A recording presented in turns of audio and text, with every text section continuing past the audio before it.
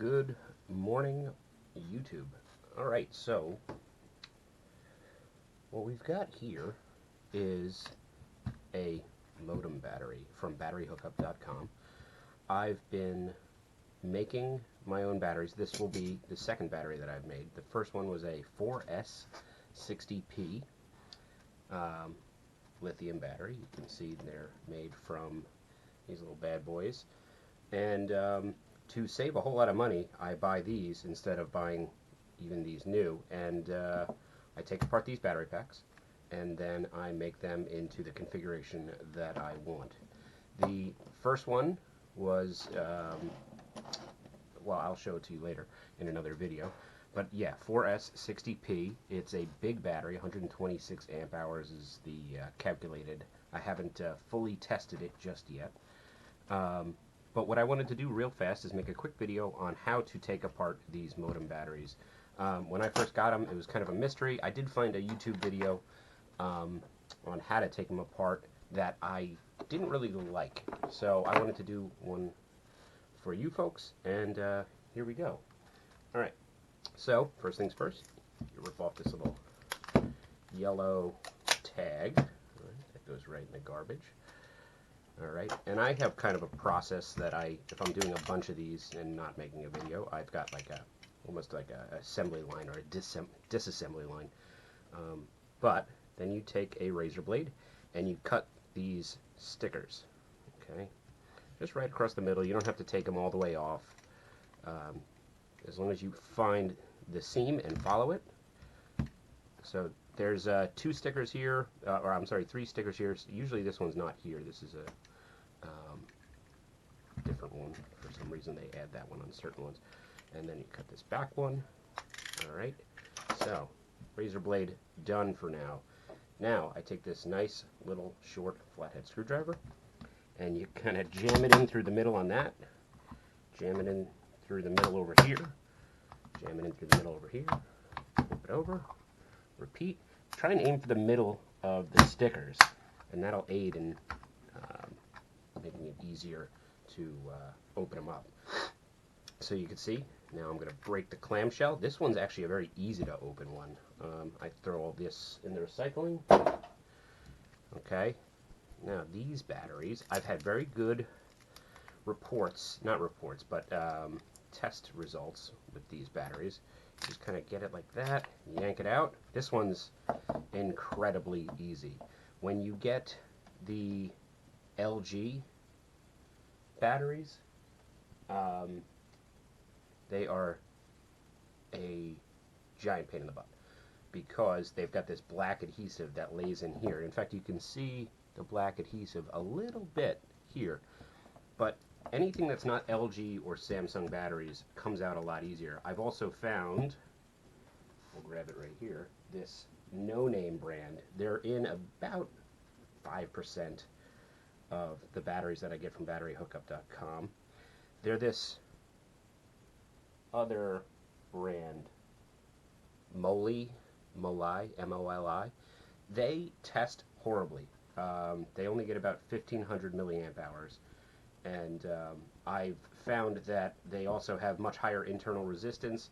So I tend to separate them off and use them as kind of junk batteries that I don't really need. But the LGs and the Samsungs all test perfectly.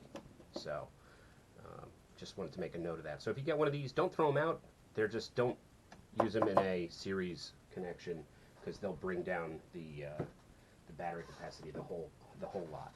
All of these have tested out at least 2,200 milliamp hours or higher. Some of them are as high as 2,350. And I use this battery charger, which is pretty nice. And what I do is I take one battery from each of these lots and I put it in this one, which gives me a very accurate test. You can see the milliamp hours right there. You can see the voltage when it's done, 4.02, so it's still charging. And then, so I take one from each lot, put it in this bad boy. It gives me, it essentially tests them for me. I do a fast test on mystery batteries like these Molis or, what are these actually? SE US 18650. There's no brand. So the rest of them, though, I put through this. This is slower multi-charger, and I just bring them all up to 4.2 volts so that I'm at least starting with an even amount. Next thing you do, you just break all this apart, kind of rip it apart, throw out the little BMS. It's garbage, unless you like that voltage or have that charger adapter. Alright, you just kind of yank it all apart, get it all separated, do the same thing on the other side. Alright, they all have these little dividers. You can save these if you're going to be building a battery pack similar to this. They are convenient, they fit the 18650 nicely. But I'm not building anything like that. I use these nice little 4x5 grids, and they seem to work very well. They all interlock, so I'll in another video I'll show you the big battery that I've made thus far. Alright, so found the awesome Harbor Freight pliers. They were on the floor right next to me. So you just kind of rip all these little tabs off, and usually go right in the garbage. Actually, hey! Cat's exploring garbage. And you clear off all these little tabs. Okay. Now, I use this cheapo Chinese spot welder. It works really well, and I've found that as long as I get this mostly clean, okay, mostly, I clean up the edge. You can see there's always these little spot welder marks left. Mostly clean. Don't worry too much about getting all this paper off. Don't, like other people have said, take a Dremel to it, clean it off. If you're a perfectionist, go for it. But I'm kind of just making batteries here. Alright, so rip all these little tabs off, and then I like to take this, has a nice sharp edge to it, and I kind of just drag it across the top, and it flattens off and gets the last little bits of spot welds off. You want to be careful here that you don't, there's a little cardboard ring in here. This is the positive side. Okay, positive, negative. You don't want to short circuit, because this is the positive, and then right here under this is negative. So if you cut through this, you will short out the battery, which super unsafe. These things can explode if you short them out enough. So I'll clean this other side off. Okay.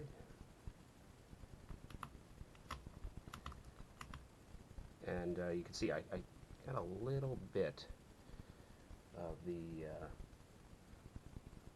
casing rubbed off here, but it's on the negative side. It's not the end of the world. This battery is nice and clean now, ready to go. I have not tested the capacity on one of these SEs from this batch yet. It was another battery that I opened earlier. You can see that over here. I'm going to put this on this one so that I test the capacity. It is currently 3.8 volts. So what I'm going to do is actually change this over to the fast test mode, which what that does is it drains it all the way down to nothing. Mode, fast test. Bring it to fast test. Each one of these can be on different modes, different charging states. It's fantastic.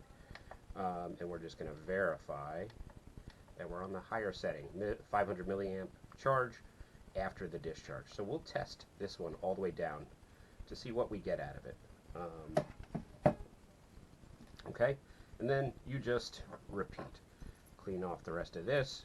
Get yourself a little cheapo Harbor Freight set of pliers you don't really care about because it scuffs up the edges. You know, the whole thing was 20 bucks. The whole Harbor Freight toolkit that has all these wonderful little needle nose and little pliers. Clean off this side. Being careful not to short that out. If you do short it out, you can go online. I'll provide links below the video and get replacement rings and replacement, actually battery hookup has them.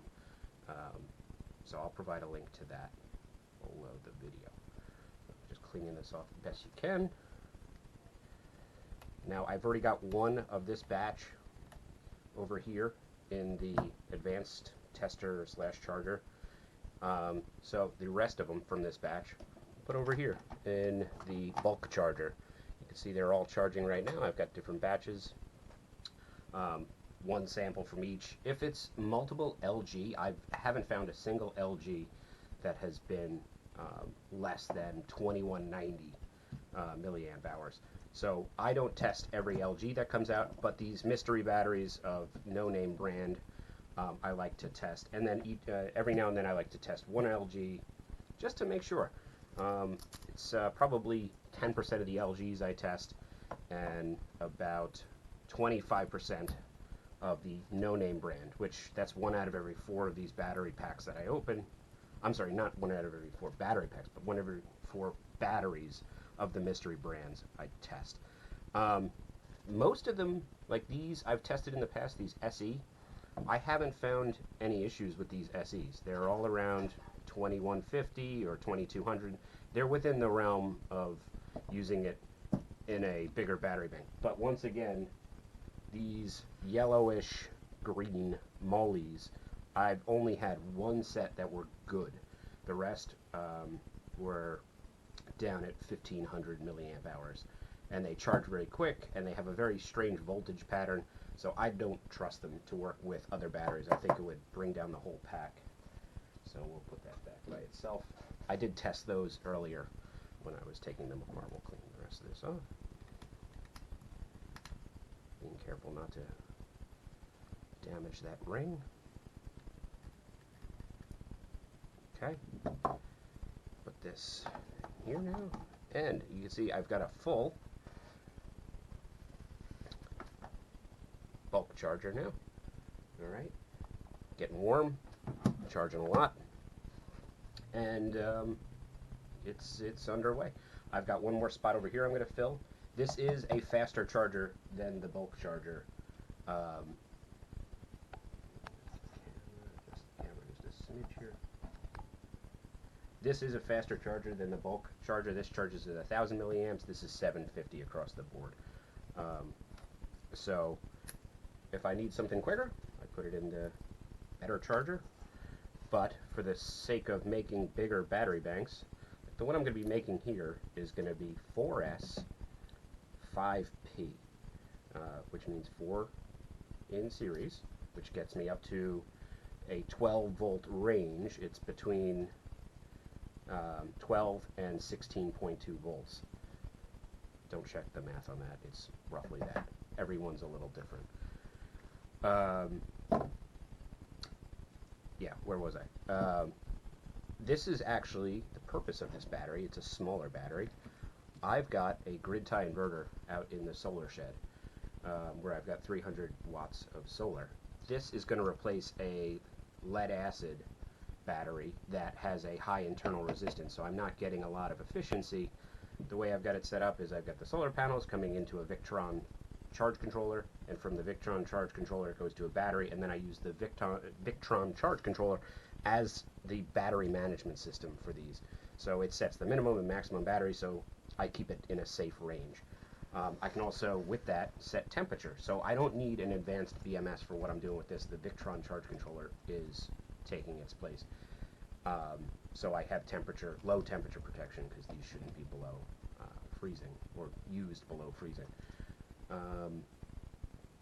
Yeah, so this is replacing a little 35 amp hour lead acid battery that I have a feeling about 30 to 40% of it is just going to internal resistance instead of back feeding. And I'll do a separate video on my little setup out there in the near future.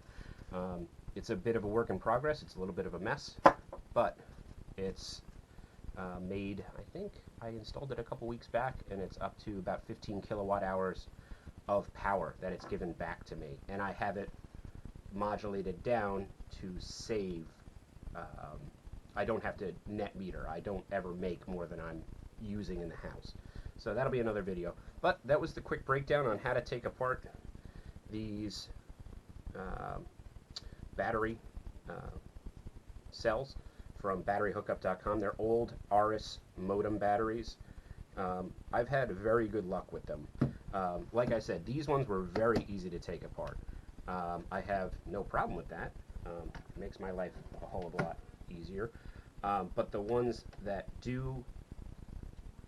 are the best batteries, these LGs or the Samsungs, like I tested this one, I always write on it, 2224 is what it tested out at.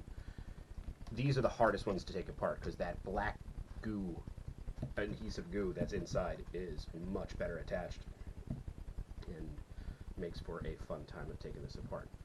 So that's the video for today, how to break apart these little modem batteries. And if you have any questions, feel free to message me, like, comment, and subscribe. I'll be starting to make a lot more of these videos with my nerding out electric nonsense. I'm Chip, and this was a Chip video. And more videos coming at you soon with regard to Prestige Worldwide, the Catalina 27, the electric. It's a diesel-powered Catalina 27, but I've electrified the hell out of it to the point where I can run air conditioning for 8 hours with lead-acid batteries. That's the purpose of all this, is to replace those lead-acid with lithium-ion that I'm making myself at about 1/10 the cost of buying even like a nice Battleborn battery. I would love to have Battleborn batteries, but not in the budget. So I've got free time, and I can make batteries. I can nerd out. So, oh yeah, don't want to have that. So, enjoy, come back again, and I'll have a future update.